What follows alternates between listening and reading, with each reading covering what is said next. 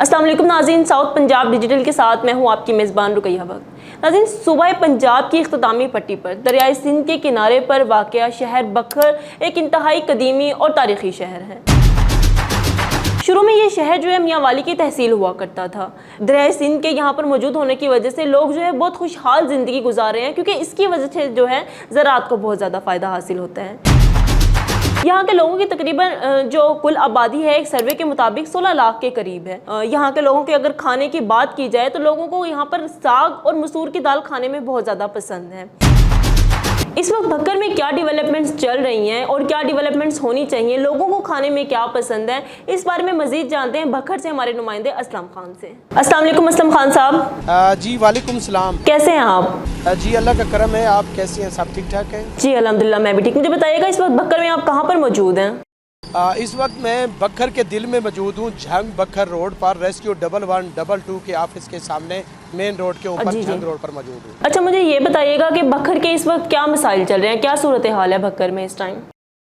बक्खर अल्हम्दुलिल्लाह, क्योंकि बक्खर ज़िला की जो टोटल आबादी है वो 19 लाख से ज़ायद है और बक्खर में जो गुज़श्ता कई बरसों से बेशुमार बक्खर के जो है बक्खर को बेशुमार मसाइल का सामना था, लेकिन मौजूदा सेटअप आज जो अभी मुस्लिम लीग नून की गवर्नमेंट आई है, सबसे पहले जो रोड सेक्टर था वो इशू था, सेहत के हवाले से मसाइल थे, लेकिन अब जो है वो रोड सेक्टर के ऊपर जो है वो बेहतर अंदाज से काम हो रहा है। अरबों रुपए की लागत से ख़ास तौर पर झंग बक्खर रोड और ज़िला लिया और बक्खर को मिलाने वाली मेन रोड के ऊपर जो है वो काम जो है वो ज़ोर शोर से शुरू है, जिसकी वजह से जो अवाम का बड़ा इशू था अब वो हल होता दिखाई दे रहा है। अच्छा, मुझे ये बताइएगा कि बक्कर के लोगों को खुराक में ज़्यादा क्या पसंद है, खाने में ज़्यादा क्या खाते हैं? जी बिल्कुल, जैसे कि सिंध की अजरक मशहूर है और मुल्तान का खुसा और सून हलवा मशहूर है, इसी तरीके से बक्खर का तेल करना भी जो है वो काफ़ी मशहूर है, जो कि यहाँ करने के पौधा और सरसों के तेल से मिलकर जो है वो ये तेल जो है वो तैयार किया जाता है। और इस तेल की, इस ऑयल की जो खूबसूरत बात यह है कि ये मसाज के भी काम आता है और जो थकावट है जिस्म की उसको भी दूर करता है, वहीं बाल सफ़ेद होने से भी और बाल गिरने से भी रोकने में मददगार साबित होता है। तो ये तेल करना जो है बक्कर का काफ़ी मशहूर है और बक्कर के सफ़ेद चने वो भी खासे मशहूर हैं, जो दूर दराज तक जो है वो गिफ्ट भी किए जाते हैं। जी असलम साहब, मुझे ये बताइएगा कि बक्कर के लोगों का, ज़्यादातर लोगों का ज़रिया माश क्या है?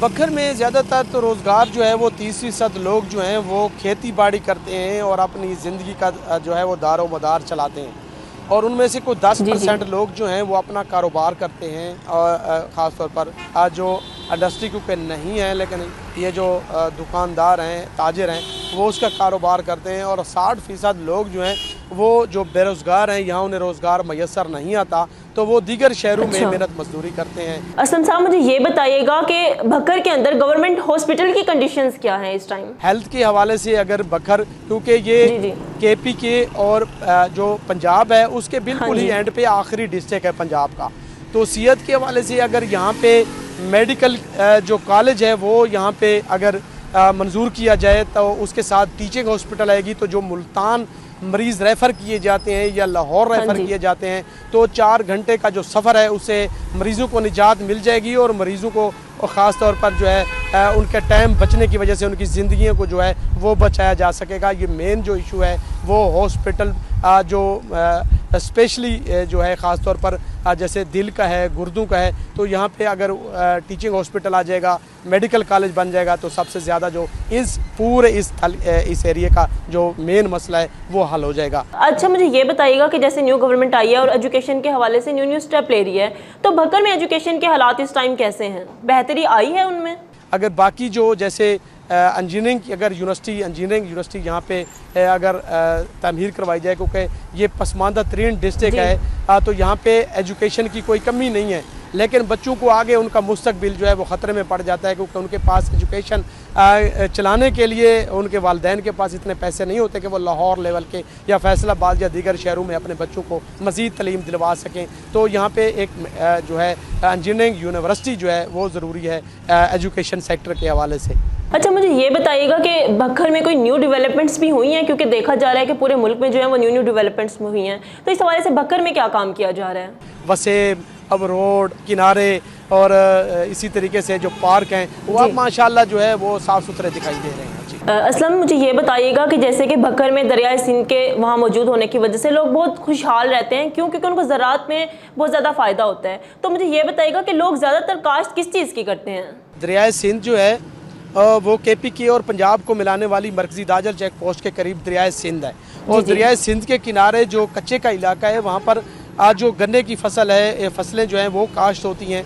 इसके अलावा जो थल का इलाका है वहाँ चने की फसल और कुछ जगह पे बागात और गंदम और दीगर फसलें भी काश्त होती हैं। चलिए, बहुत शुक्रिया असलम, आप हमें बकर की सूरत हाल से आगाह कर रहे थे। जी नाज़रीन, जैसा कि आपने देखा हमारे नुमाइंदे असलम खान जो है बकर की सूरत हाल से आगाह कर रहे थे। जैसा कि उन्होंने कहा कि मज़ीद बेहतरी की ज़रूरत है, बेशक अच्छे काम हो रहे हैं लेकिन मज़ीद बेहतरी की ज़रूरत है। जैसे कि उन्होंने बताया कि जो सड़कों का इंफ्रास्ट्रक्चर है उसको बेहतर करने की ज़रूरत है और कुछ हॉस्पिटल हैं जिन पर काम होने की ज़रूरत है। तो अगर आप भी चाहते हैं कि हम आपके शहर को अपने प्लेटफॉर्म से दिखाएं तो अपने शहर का नाम लिख के ज़रूर बताइएगा हमें। इंशाल्लाह हम अगली वीडियो में आपके शहर को ज़रूर डिस्कस करेंगे।